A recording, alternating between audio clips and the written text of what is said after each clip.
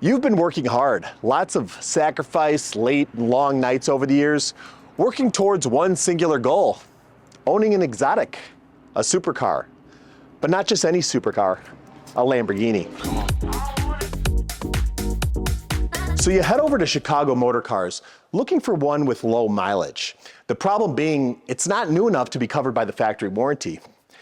As you review the paperwork and get ready to ink the deal, you think to yourself, what could possibly go wrong at such a low mileage? Well, today I'm going to show you something that does go wrong and what has to be done about it.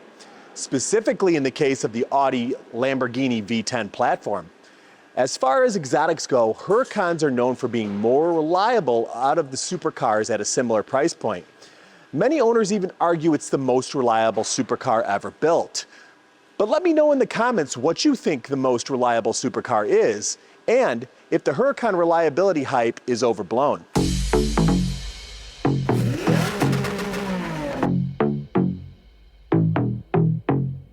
OJ Lopez here, and you're watching the Fluid MotorUnion YouTube channel. Before we dive in, you know the drill. Hit like and subscribe so our channel can grow fast. Lamborghini fast. We're putting out new content every week, so hit that bell to be notified so you don't miss out. All right, let's jump into the nitty-gritty and see what's going on with this thing. So it all started with a little check engine light on this 2015 Lamborghini Huracan, seemingly brought in for misfire diagnostics. Stored faults pointed us to a misfire on cylinder 3, but my finely tuned organic misfire detector didn't feel like it was a total dead cylinder. Odd.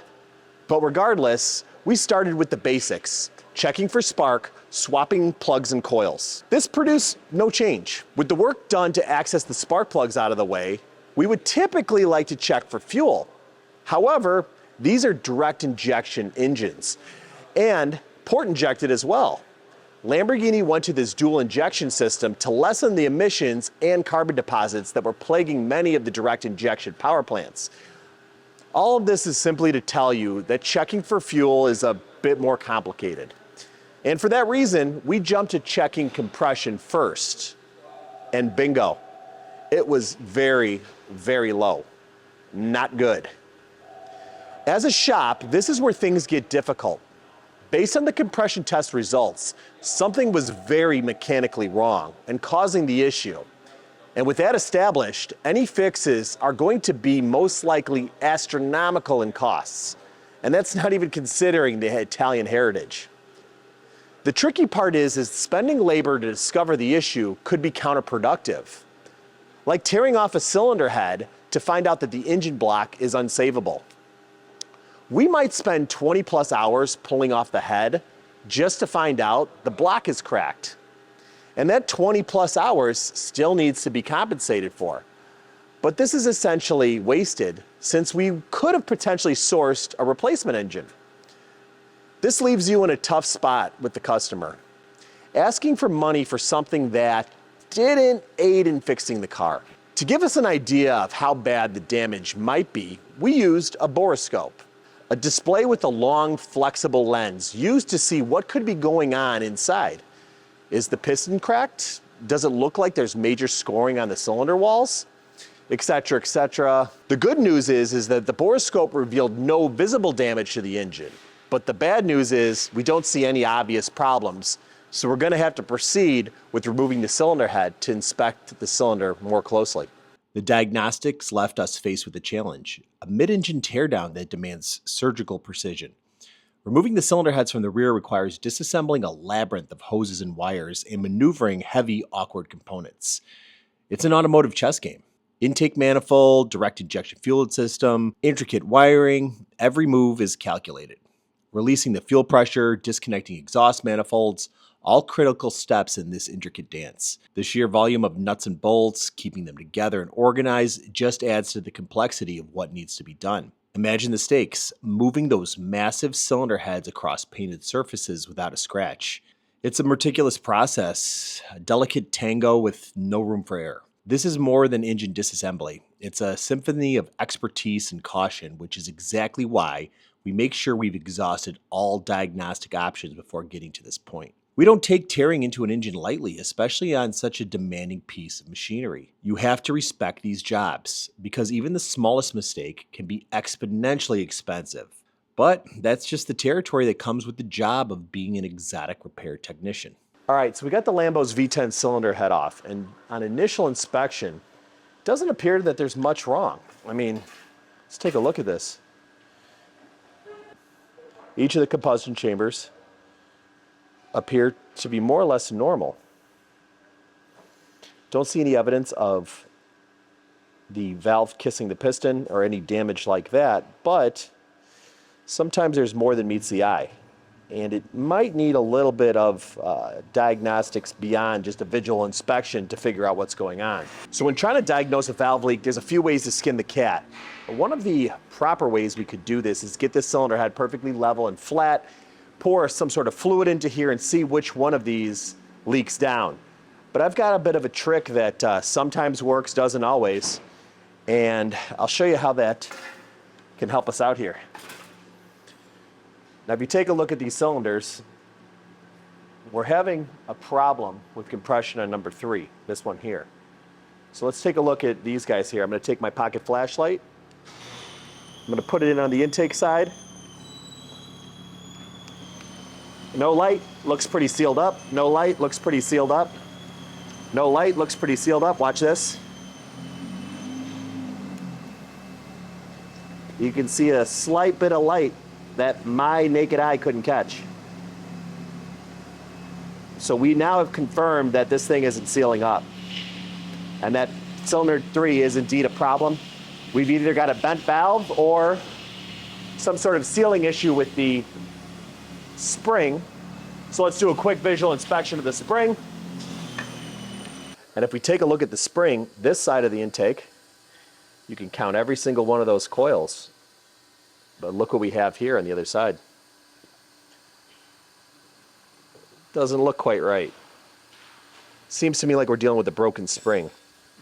Now, as to why that spring broke or what exactly is the reason behind it, we're not sure.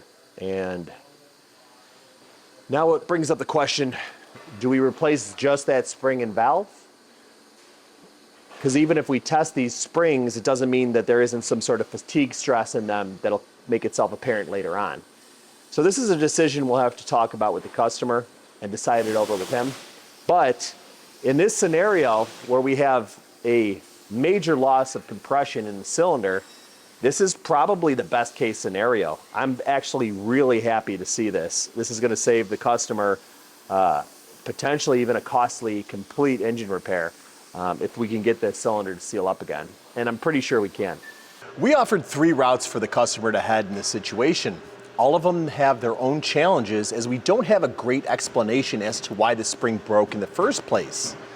Over-revved, faulty part, it's not clear, and thus it's critical that the customer understands that if we keep the old components, there's no guarantee that this might not just break again in 2 weeks. So the repair options are presented to the customer as follows.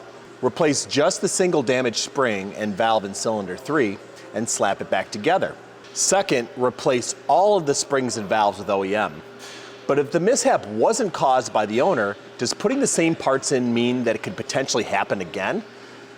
Lastly, replace all of the valve train components with upgraded set for an upgraded cost.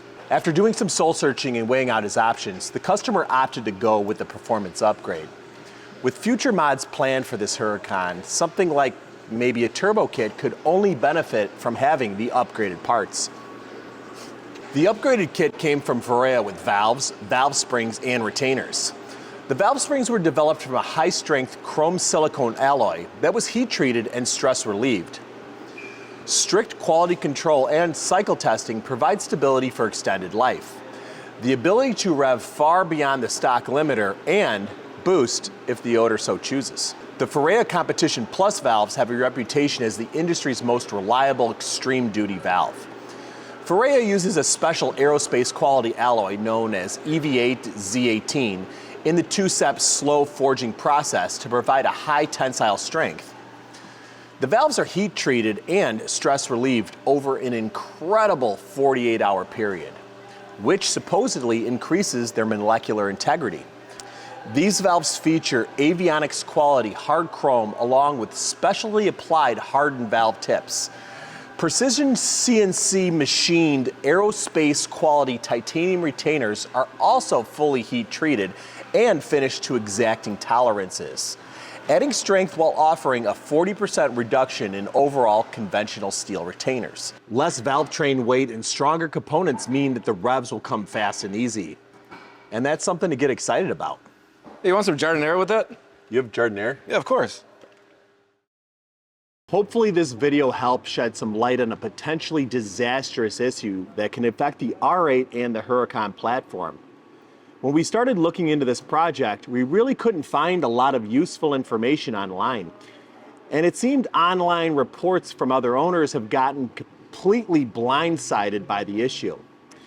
It's still uncertain what causes this problem, but most people speculate it could be a bad production run of springs that maybe only affect the earlier years.